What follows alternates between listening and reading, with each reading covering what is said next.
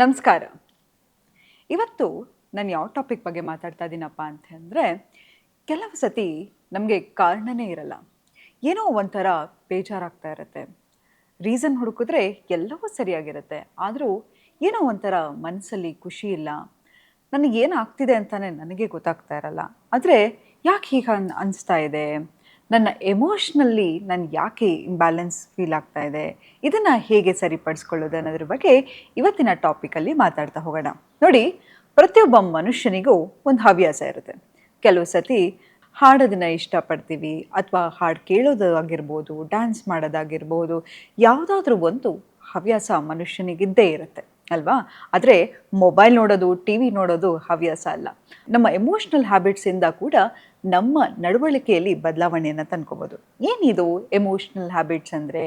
ಹೇಗೆ ಅದನ್ನು ನಮ್ಮ ಜೀವನದಲ್ಲಿ ಅಳವಡಿಸ್ಕೊಡೋದು ಅನ್ನೋದ್ರ ಬಗ್ಗೆ ಇವತ್ತು ಮಾತಾಡ್ತಾ ಹೋಗೋಣ.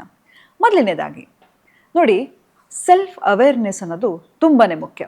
ಎಷ್ಟೋ ಸತಿ ನಮ್ಗೆ ಯಾರೋ ಒಬ್ಬರು ಹೇಳಿದಾಗ ಅದನ್ನು ತಗೊಳ್ಳೋ ಸೌಜನ್ಯನೂ ನಮಗಿರಲ್ಲ, ತಾಳ್ಮೆನೂ ಇರಲ್ಲ. ಆದರೆ ನಮಗೆ ಏನಾಗ್ತಿದೆ ಅಂತಾನೆ ನಮಗೆ ಕೆಲವು ಸತಿ ಗೊತ್ತಾಗಲ್ಲ. ಅದನ್ನೇ ಹೇಳಿದೆ ಅಲ್ವ ಶುರುವಿಗೆ, ಯಾಕೋ ಒಂಥರ ಬೇಜಾರಾಗ್ತಿದೆ, ನೋವಾಗ್ತಿದೆ, ಏನೋ ಯಾರಿಗೂ ಹೇಳ್ಕೊಳ್ಬೇಕು ಅಂತಲೂ ಅನಿಸ್ತಾ ಇಲ್ಲ, ಏನಾಗ್ತಾ ಇದೆ ಅಂತಲೂ ಗೊತ್ತಾಗ್ತಾ ಇಲ್ಲ ಅನ್ನೋದನ್ನ ನಮ್ಗೆ ಎಷ್ಟೋ ಸತಿ ಫೀಲ್ ಆಗುತ್ತೆ. ಈ ಸೆಲ್ಫ್ ಡಿಸ್ಕನೆಕ್ಷನ್ ಅಂತ ಕರೀತಾರೆ.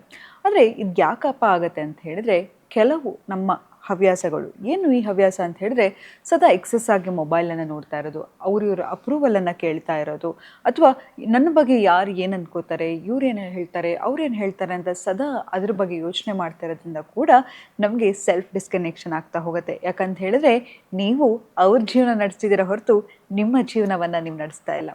ಆದರೆ ಒಳ್ಳೆ ಅಭ್ಯಾಸಗಳನ್ನು ಹೇಗೆ ಬೆಳೆಸ್ಕೊಳ್ಳೋದು, ಎಮೋಷ್ನಲ್ ಹ್ಯಾಬಿಟ್ಸನ್ನು ಹೇಗೆ ಬೆಳೆಸ್ಕೊಳ್ಳೋದು ಅಂತ ಹೇಳಿದ್ರೆ, ಜರ್ನಲಿಂಗ್.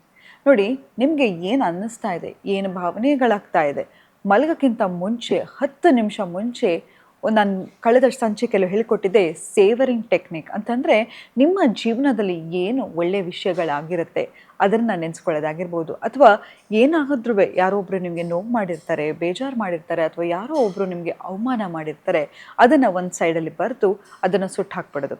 ಯಾಕೆ ಅದನ್ನು ಇಡಬಾರ್ದು ಅಂತ ಹೇಳಿದರೆ, ನೀವು ಅದನ್ನು ಹೆಚ್ಚಾಗಿ ಅಟ್ರಾಕ್ಟ್ ಮಾಡ್ತಾ ಹೋಗ್ತೀರಾ. ಆದರೆ ಯಾವಾಗ ಇದನ್ನು ಬರೆದು ಲೆಟ್ ಗೋ ಮಾಡ್ತಾ ಹೋಗ್ತೀರಾ, ನಿಮ್ಮ ಬಾಡಿ ಕೂಡ ಲೈಟ್ ಆಗ್ತಾ ಇರುತ್ತೆ, ಎಮೋಷ್ನಲಿ ಕೂಡ ನೀವು ಲೈಟರ್ ಆಗ್ತಾ ಹೋಗ್ತೀರಾ.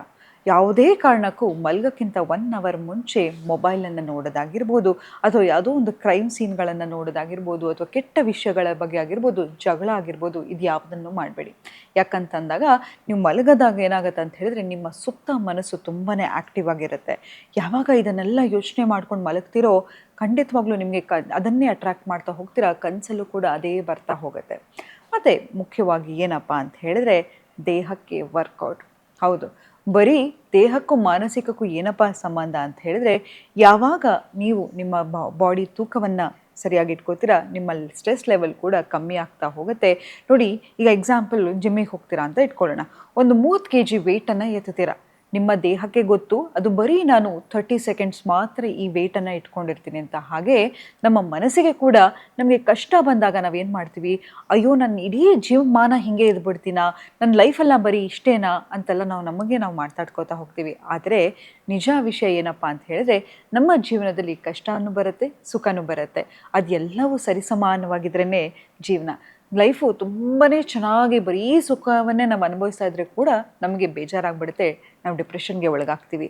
ಹಾಗೆ ನಮಗೆ ಕಷ್ಟ ಬಂದಾಗ ಇಷ್ಟೊಂದು ಪಾಠಗಳನ್ನು ಕಲಿತಾ ಹೋಗ್ತೀವಿ, ಅದನ್ನೇ ಜೀವನ ಅಂತ ಕರೆಯೋದು. ಹಾಗಾಗಿ ನಿಮ್ಮ ದೇಹಕ್ಕೆ ಎಕ್ಸಸೈಸ್ ಅನ್ನೋದು ತುಂಬಾ ಮುಖ್ಯ. ಮತ್ತು ಇನ್ನೊಂದೇನಪ್ಪ ಅಂತ ಹೇಳಿದ್ರೆ, ಪಾಸಿಟಿವ್ ಸೆಲ್ಫ್ ಟಾಕ್. ನಾವು ಏನು ಮಾಡ್ತೀವಿ, ನಮ್ಮ ಬಗ್ಗೆ ನಾವು ಎಷ್ಟು ಕೆಟ್ಟದಾಗಿ ಮಾತಾಡ್ಕೋತೀವಿ ಅಂತ ಹೇಳಿದ್ರೆ, ನಾನೊಬ್ಬಳು ದಡ್ಡಿ, ನಾನೊಬ್ಬ ದಡ್ಡ, ನನ್ನ ಕೆಲ್ಸಕ್ಕೆ ಬಾರದಿರೋಳು, ನಾನು ದಪ್ಪಗಿದ್ದೀನಿ, ಸಣ್ಣಕ್ಕಿದ್ದೀನಿ, ಕಪ್ಪಗಿದ್ದೀನಿ, ಹೀಗೆಲ್ಲ ನಮ್ಮ ಬಗ್ಗೆ ನಾವು ಕೆಟ್ಟದಾಗಿ ನಾವು ಮಾತಾಡ್ಕೋತಾ ಇರ್ತೀವಿ. ಬೇರೆಯವ್ರು ಮಾತಾಡೋದಿರಲಿ, ನಮ್ಮ ಬಗ್ಗೆ ನಾವೇ ಹಿಂಗೆ ಮಾತಾಡ್ಕೊಂಡ್ರೆ ಬೇರೆಯವ್ರು ನಮ್ಮ ಬಗ್ಗೆ ಏನು ಯೋಚನೆ ಮಾಡ್ತಾರೆ? ಅದ್ರ ಬದಲಾಗಿ ನಿಮಗೆ ನೀವು ಪ್ರಿನ್ಸೆಸ್ ಟ್ರೀಟ್ಮೆಂಟನ್ನು ಕೊಟ್ಕೊಳ್ಳಿ, ನಿಮ್ಮನ್ನು ನೀವು ಚೆನ್ನಾಗಿ ನೋಡ್ಕೊಳ್ಳಿ.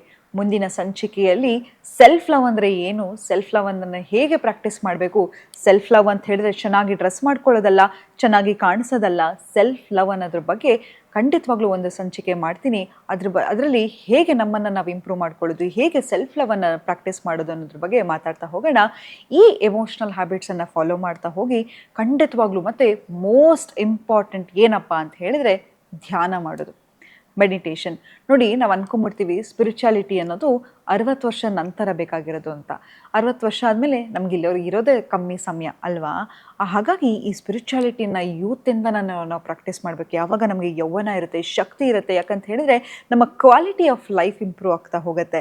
ಅದು ಬಿಟ್ಟು ನನಗೆ ವಯಸ್ಸಾದಾಗ ನಾನು ಮಾಡ್ತಾ ಹೋಗ್ತೀನಿ, ಆವಾಗ ಮಾಡತ್ತೆ ನೋಡೋಣ, ಆವಾಗ ಧ್ಯಾನ ಮಾಡೋಣ ಅಂತ ಹೇಳಿದರೆ ಪ್ರತಿಯೊಂದು ಸಂಬಂಧವೂ ಇಂಪಾರ್ಟೆಂಟು. ಅದರಲ್ಲಿ ಮೋಸ್ಟ್ ಇಂಪಾರ್ಟೆಂಟ್ ಸಂಬಂಧ ಯಾವುದು ಅಂತ ಹೇಳಿದ್ರೆ ನಮ್ಮ ಜೊತೆ ನಮಗಿರುವಂಥ ಸಂಬಂಧ.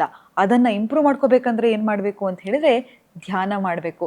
ಯಾವಾಗ ನೀವು ಧ್ಯಾನ ಮಾಡ್ತಿರೋ ಅದು ಒಂದು ನಿಮ್ಮ ಜೊತೆ ಇರ್ತಕ್ಕಂಥ ಸೋಲ್ ಕನೆಕ್ಷನ್.